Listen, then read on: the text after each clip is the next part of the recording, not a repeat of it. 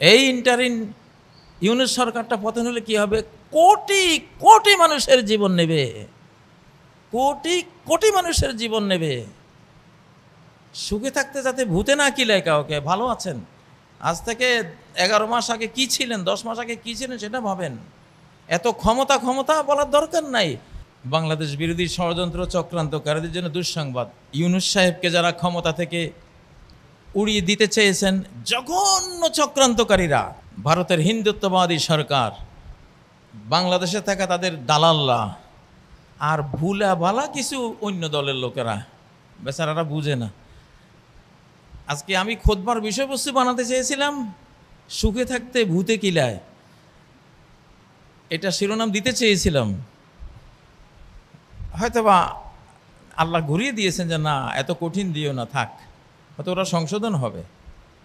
এই ইন্টারিন সরকারটা দিয়া কিভাবে আমাদেরকে এবং এই দেশের আপামর যারা বাংলাদেশের রাজনীতি করে, দলের নাম নিচ্ছি না, তোমরা কতটা সেফ, কতটা সেফটি পাইছো?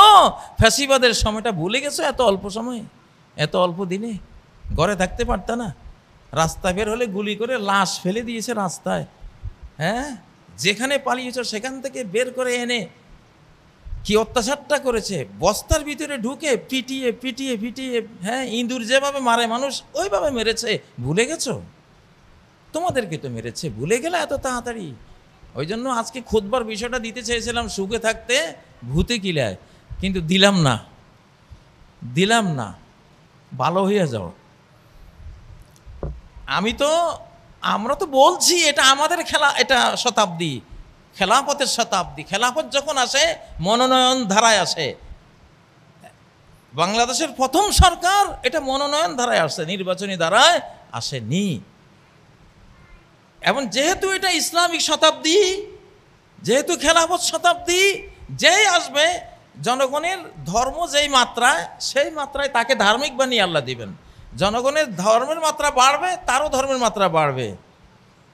জনগণ যত ভালো হবে তারাও তত ভালো হবে। এইভাবে কিন্তু ম্যাচিং করা একটা সরকার আল্লাহ দিয়েছেন। এগুলিকে বরখাস্ত করা যায় না। নবীজি বলছেন, মান বায়া ইমামান, কোন ইমামকে যে নিজের বাইয়াতটা দিয়েছে, এখানে বাইয়াত মানে তো আগের যুগে সমর্থন দিয়েছে। একটা শহরে 1 কোটি লোক আছে, শহরের 1 কোটি লোকের পক্ষ থেকে একজন নেতা ইমামের হাতে হাত দিয়ে দিয়েছে যে হ্যাঁ, আমি সবার পক্ষ থেকে আপনাকে মেনে নিলাম। বাইয়াত হয়ে গেছে সবার সমর্থন যে দিয়েছে। আতাহু সাফকাতা ইয়াদিহি, তার হাতটা দিয়েছে। অসামারাতা কলবিহি, কেউ হাত দেয় নাই কিন্তু হৃদয়ের সমর্থনটা দিয়ে দিয়েছে। ফালিয়ুতিহু মাস্তাতা, যতটা পয়েন্টে তাকে তুমি আনুগত্য করতে পারো আনুগত্য করো। যেখানে দেখো তোমার ইসলাম ফলো হচ্ছে না, সেখানে আনুগত্যের দরকার নেই। কিন্তু হাজারো কাজ তো আছে যে ইসলামের সাথে দ্বন্দ্ব নেই, আনুগত্য করো।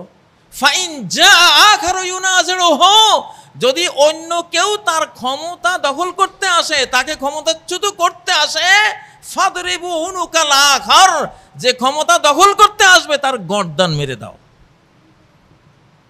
এই গর্দান মারার কাজ করেছেন এই 2-3 দিন অনেকেই। গর্দান মেরে দেওয়ার হুকুম আল্লাহর কাছ থেকে অলরেডি ওখানে পাশ হয়ে গেছে। এখন কিভাবে যে আল্লাহ কি করবেন, তাড়াতাড়ি ক্ষমা চান। এই হাদিসটা কিন্তু সহিহ, ইবনে মাজার 3210 নম্বর হাদিস, সহিহ হাদিস, সহিহ মুসলিমের 1844 নম্বর হাদিস, সহিহ হাদিস। জানেন এই ইন্টারিন ইউনূস সরকারটা পতন হলে কি হবে? কোটি কোটি মানুষের জীবন নেবে, কোটি কোটি মানুষের জীবন নেবে। সুখে থাকতে যাতে ভূতে না কিলায় কাউকে। ভালো আছেন, আজ থেকে 11 মাস আগে কি ছিলেন, 10 মাস আগে কি ছিলেন সেটা ভাবেন। এত ক্ষমতা বলার দরকার নাই। এই যুগে ক্ষমতা দেবেন আল্লাহ আল কওয়িউল আমিন, যে দক্ষ, যোগ্যতা আছে, যেই কাজের সে দাবি করছে বা তাকে যেখানে বসানো হচ্ছে সেটা চালাবার যোগ্যতা আছে, এবং সেই ইমানদার, আমানতদার। আমিন, আমানতদার, বিশ্বস্ত। তাহলে বাংলাদেশ নিয়ে যা হয়েছে আজ পর্যন্ত, আমার এই মুহূর্তে পর্যন্ত ক্লিয়ার রেজাল্টটা দিয়ে দেওয়া হলো কোরআন থেকে। আর আরেকটা আজান দেওয়া হয়েছে আধ্যাত্মিক ওয়ার্ল্ডে, সেই আজানটা হলো নামাজের আজান না, এটা হলো বেঈমান মুশরিকদেরকে দেশ থেকে খালি করার আজান।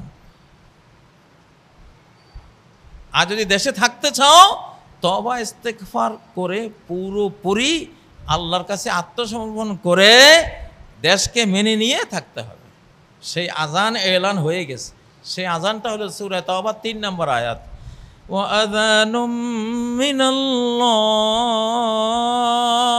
আল্লাহর পক্ষ থেকে একটা আজান আসছে। সত্যি এই আজানটা এটা আধ্যাত্মিক ওয়ার্ল্ডে বাংলাদেশের বহু মসজিদ বা সমস্ত মসজিদ থেকে একযোগে সম্প্রচারিত হয়েছে। যাদের দিলের কান আছে ওরা শুনেছে। এগুলি হলো খিজির টাইপের জ্ঞান, এটা মুসা টাইপের জ্ঞান না। মুসা টাইপের জ্ঞান সবাই বুঝে, কিন্তু খিজির টাইপের জ্ঞানও বুঝতে হবে এখন এই যুগে। সেটা কি? আযানুম মিনাল্লাহ, আল্লাহর পক্ষ থেকে ঘোষণা, এলান, অ্যানাউন্সমেন্ট, অ্যানাউন্স হয়ে গেছে একটা কি,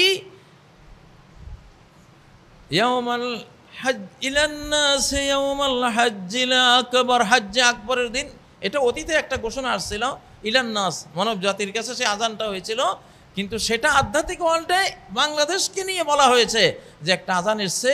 কি সেটা? আন্নাল্লাহ বারিউম মিনাল মুশরিকিনা ওয়া রাসূলুহু, আল্লাহর রাসূল মুশরিকদের থেকে সমস্ত সম্পর্ক ছিন্ন করে ফেলেছে। মূর্তি পূজারী আর মূর্তি পূজারীদের সাঙ্গপাঙ্গ যারা, এদের থেকে রব্বুল আলামিন আর তার রাসূল সমস্ত সম্পর্ক ছিন্ন করে নিয়েছে, কাট অফ। আর স্রষ্টা যখন কারো থেকে সম্পর্ক ছিন্ন করে তার আর টিকে থাকার কোনো উপায় নেই। ফাইন তুবতুম ফাহুয়া খায়রুল লাকুম, এখন যদি ফিরে আসো, ভেতরে বাইরে সম্পূর্ণ যদি ইসলাহ হয়ে যাও তাহলে ভালো হবে।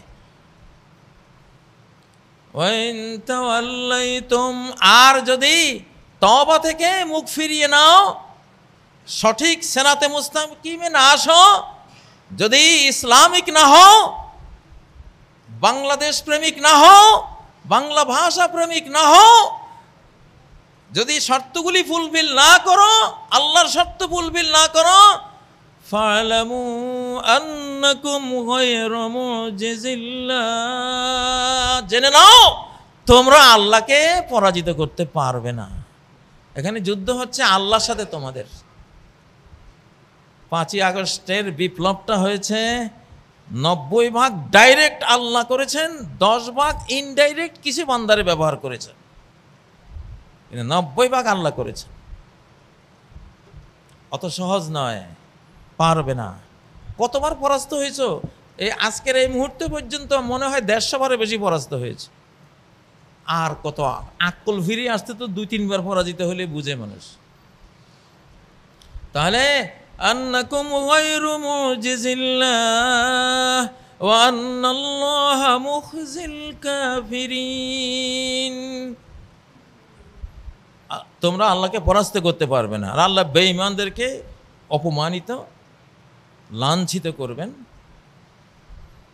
ওয়াবাশশিরিল্লাযীনা কাফারু বিআযাবিন আলীম, যারা বেঈমান সামনে ওদের জন্য যন্ত্রণাদায়ক পানিশমেন্ট অপেক্ষায় আছে, সুসংবাদ দাও।